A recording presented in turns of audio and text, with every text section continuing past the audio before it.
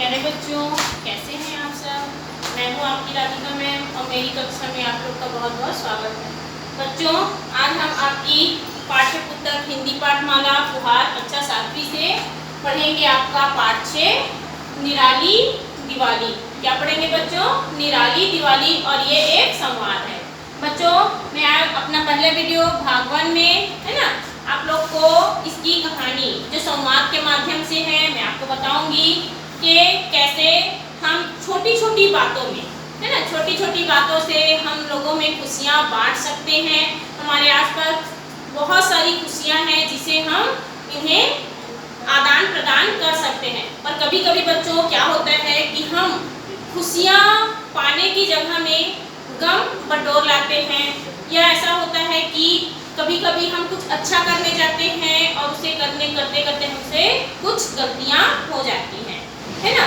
तो उसे ही इस कहानी के माध्यम से बताया गया है कि हमें क्या कैसे करना चाहिए। चलिए शुरू करते हैं। यहाँ सबसे पहले तो इस कहानी में बच्चों के मन के भाव है ना क्या प्रकट किया गया है कि छोटे बच्चों में कौन से भाव होते हैं और कैसे भाव होने चाहिए। इन बातों को इस कहानी के माध्यम से बेहतरीन ढंग से बताया गया है, बच्चों के मन के भाव को। चलो बच्चों शुरू करते हैं। हमारी ये कहानी है आपका पाठ 6 निराली दिवाली। तुम क्यों रही हो चिनम्मा? आलोक ने पूछा। आलोक ने एक चिनम्मा नाम की महिला से पूछा है ना कि तुम क्यों रो रही हो चिनम्मा। चिनम्मा के बाद में देखिए क्वेश्चन मार्क लगा, मतलब आलोक उनसे प्रश्न कर रहा है। कुछ नहीं बाबा, कुछ नहीं। अपनी पुरानी साड़ी के छोर से अपनी आंखों को पोंछते हुए चिनम्मा बोली। वो रो रही थी और रोते रोते क्या किया बच्चों, उसने अपनी साड़ी की पल्लू से अपनी आंखों के आंसू को पोंछे और उसको बोल रही है आलोक को कुछ नहीं हुआ। जब मम्मी आई तब चिनम्मा ने उन्हें अपनी परेशानी की वजह बताई। जब आलोक की मम्मी आई तो चिनम्मा ने उसे जो भी अब उसकी परेशानी थी जिससे वो रो रही थी उसे उसकी आलोक की माँ को बताया। क्या बताया देखते हैं। पटाखों की जिस फैक्ट्री में मेरे बच्चे काम करते हैं उसमें विस्फोट हो गया है।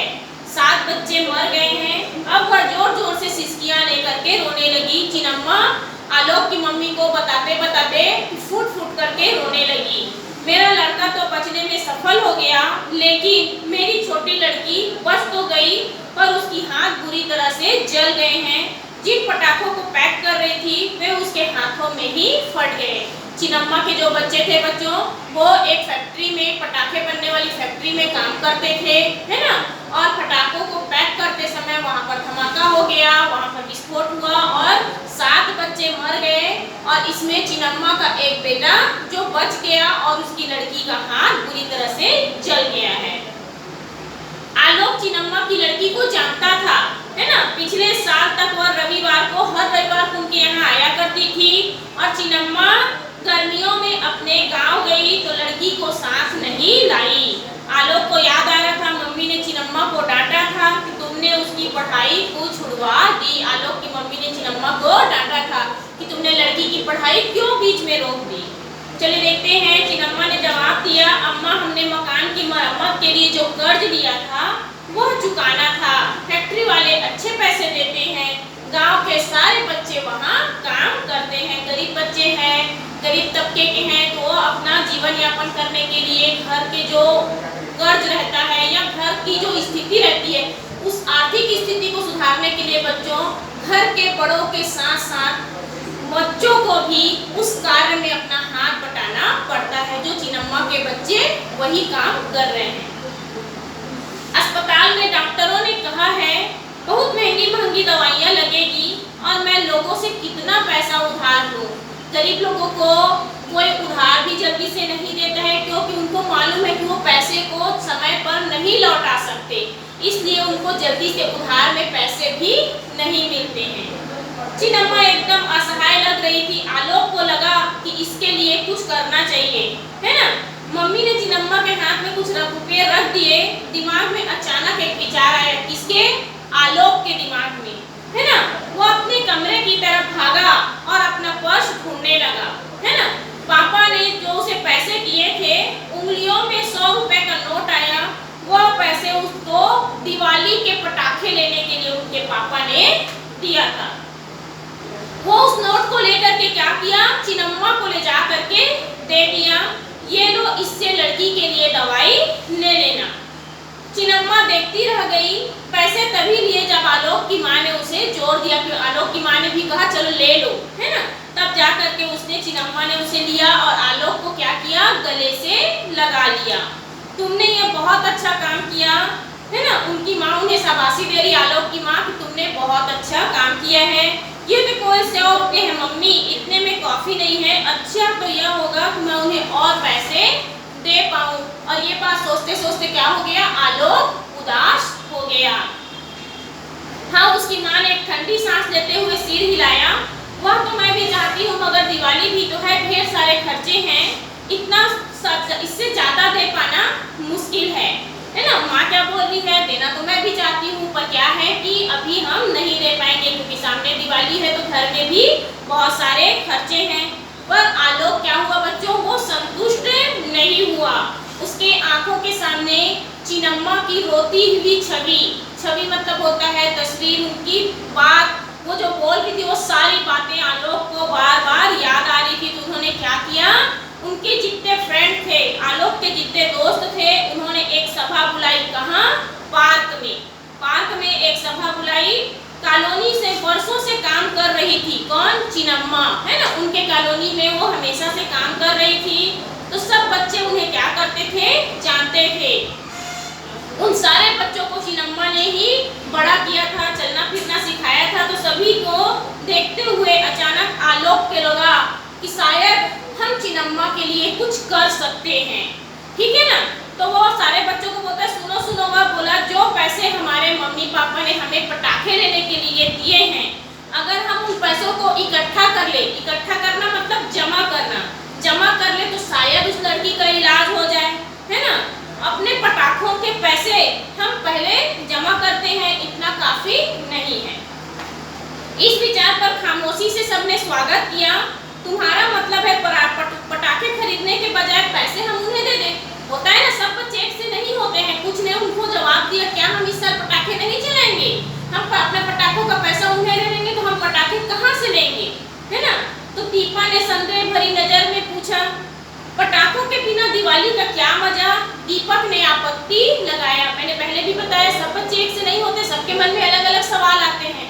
तो दीपा ने कहा, हम कैसे दिवाली मनाएंगे। तो दीपक बोल रहा है कि हम उनको दे देंगे, तो पटाखे किस पैसे से लाएंगे।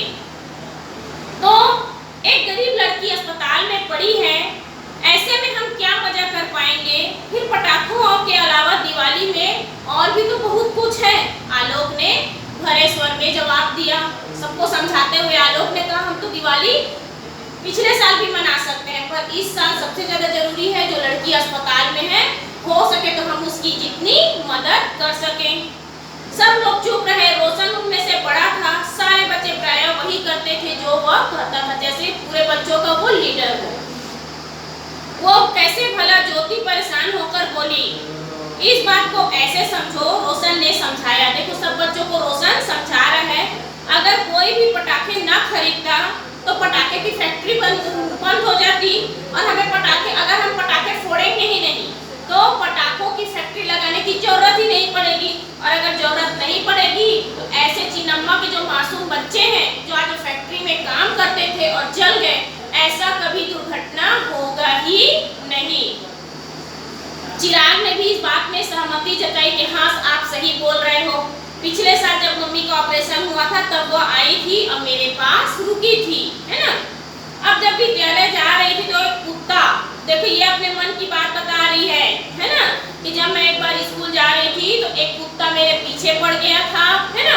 तो जब कुत्ता मेरे पीछे मुझे दौड़ा रहा था काटने के लिए, तो चिन्नम्मा ने अपनी जान की परवाह नहीं की और मुझे आकर के बचाया। किसने? दीपा ने कहा। ठीक है, क्या हम उनके लिए इतना भी नहीं कर सकते? कुछ पटाखों का त्याग नहीं कर सकते? सबके विचार बदलते महसूस कर आलोक ने दबाव दिया कि हाँ, पटाखों से क्या होता है। पटाखों से क्या होता है? वायु प्रदूषण होता है, ध्वनि प्रदूषण होता है, वायु प्रदूषण, है ना। जब पटाखे फूटते हैं तो देखो चारों तरफ उसके धुएं फैल जाते हैं, गंध आती है और आवाजें भी, है ना, कर्कश हमारे कानों को अच्छे नहीं लगते। सड़कों पर पूरे उसके कचरे फैल जाते हैं ना। पटाखे फोड़ने छोड़ने के बाद इस बात को किसने समझाया? ज्योति ने समझाया और सबको ये प्रस्ताव बहुत पसंद आया। और एक गुप्त कारण, पटाखों से डर लगता है ना, हमें पटाखों से डर भी लगता है। तो तय यही हुआ, आलोक ने घोषणा की कि कल हम सब अपने पैसे जमा करेंगे और किसको देंगे बच्चों? चिन्नम्मा को देंगे। तो सभी लोग क्या हो गए, उनकी बात पे राजी हो गए, सहमत हो गए, सिर्फ दीपक को छोड़कर। दीपक उनकी बातों से सहमत नहीं हुआ, वह किसी तरह से मानने को तैयार नहीं था कि बिना पटाखे की दिवाली हम कैसे मनाएंगे, हमारी दिवाली बेरंग हो जाएगी बिना पटाखों के। तो उन लोगों ने ध्यान देने का निश्चय किया और खुशी महसूस करते हुए सबके सब क्या हो गए, बाकी लोग घर को चले गए। अगले दिन शाम को फिर से पार्क में सब लोग जमा हो गए, है ना, और सब ने अपने अपने पैसे क्या किए, वहाँ इकट्ठे किए, जमा किए और ले जा करके चिन्नम्मा को सौंप दिए। और वो पैसे लगभग कितने हुए, सारे बच्चों ने इकट्ठे किए थे, वो लगभग 2000 रुपये थे। चिन्नम्मा को बोला कि आप इन पैसों से अपनी लड़की का इलाज करवाइए, सभी लोग तुम्हारे लिए हमने ये पैसे जमा किए हैं। पहले तो चिन्नम्मा रुपये लेने के लिए मना कर रही थी। क्यों मना कर रही थी बच्चों? क्योंकि वो बच्चों के पैसे थे, उनकी खुशी के पैसे थे, उन पैसों से वो खुशियाँ मना सकते थे, दिवाली के लिए पटाखे ले सकते थे, इसलिए वो उनके पैसे लेने से इनकार कर रही थी। परंतु जब सब बच्चों ने जोर दिया तो क्या हुआ, चिन्नम्मा को वो पैसा लेना पड़ा। पैसा लेते हुए चिन्नम्मा को क्या महसूस हुई, उनकी आंखें भर आई थी, है ना, उनकी आंखों से आंसू बह रहे थे और दिल से वो चिन्नम्मा जो थी वो बच्चों को दिल से दुआ दे रही थी कि भगवान तुम सबका भला करे, और वो उनको भरे गले से सबको गले से लगा ली। दिवाली के दिन सभी परिवार पार्क में मिलजुल कर दिवाली मनाने के लिए इकट्ठा हुए। बच्चों ने चिन्नम्मा के लिए जो किया उसको सराहते हुए घर के जो बड़े बुजुर्ग थे, है ना, वो लोग भी बच्चों की सराहना कर रहे थे कि आज हमारे बच्चों ने बहुत ही अच्छा और सराहनीय कार्य किया है। इस जादू का प्रोग्राम था जिनके लिए बच्चे बहुत खुश दिख रहे थे, है ना। जब ये लोग जादू के प्रोग्राम शुरू होने का इंतजार कर रहे थे तभी अचानक ज्योति बोल पड़ी, देखो चिन्नम्मा अपनी बच्ची को ले आई। उधर चिन्नम्मा साड़ी के पीछे सचमुच एक छोटी सी लड़की खड़ी थी जिसके हाथों में पट्टियां बंधी थी, लेकिन चेहरे पर सुंदर सी मुस्कान थी। बच्चे चारों तरफ एकत्र मतलब होता है जमा, है ना, एकत्र मतलब होता है जमा। सब बच्चे क्या हो गए, एकत्र हो गए। अब यह कैसी है, सबने एक साथ पूछा। तो चिन्नम्मा क्या बोल रही है, अभी ठीक है, काफी ठीक हो गई, पहले से बेहतर है। अस्पताल से क्या हो गया है, अस्पताल से इसकी छुट्टी हो गई और ये आप सब बच्चों को धन्यवाद देने के लिए आप लोग के पास आई है। तो सभी को आश्चर्यचकित हुआ कि अचानक दीपक उसी बच्ची के पास आया और उसे प्यारी सी गुड़िया दी। जो दीपक उसे अपना पैसा नहीं देना चाहता था, उसी दीपक ने सबसे पहले आकर के उसे एक छोटी सी गुड़िया गिफ्ट में दी। यह क्या, दीपक रोशन ने पूछा। हम तो समझ रहे थे कि तुम पटाखे छोड़ने में लगे होगे।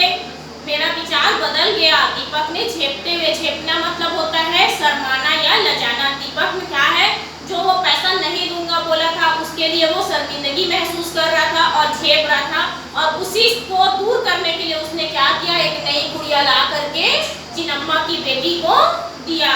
और अकेले अकेले पटाखे छोड़ने में क्या मजा आता है, किसने कहा, दीपक ने कहा।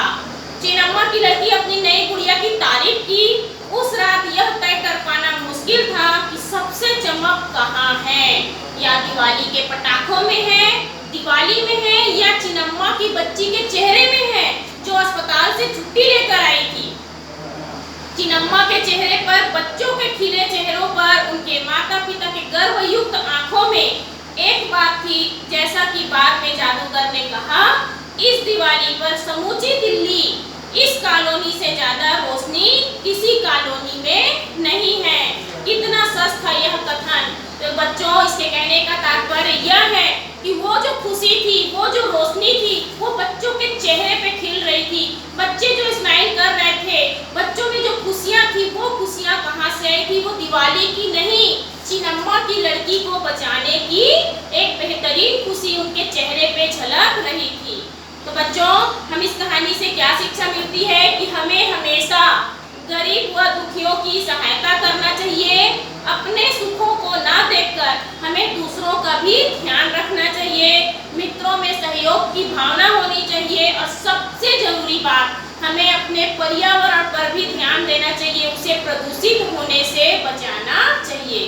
तो बच्चों, ये था हमारा पाठ निराली दिवाली। आप लोग को कैसा लगा आप लोग मुझे जरूर बताएंगे और मैं इसके पार्ट 2 भाग 2 में आप लोग का प्रश्न अभ्यास लेकर के आऊंगी बच्चों। तब तक के लिए आप लोग घर में रहें, स्वस्थ रहें, सेफ रहें।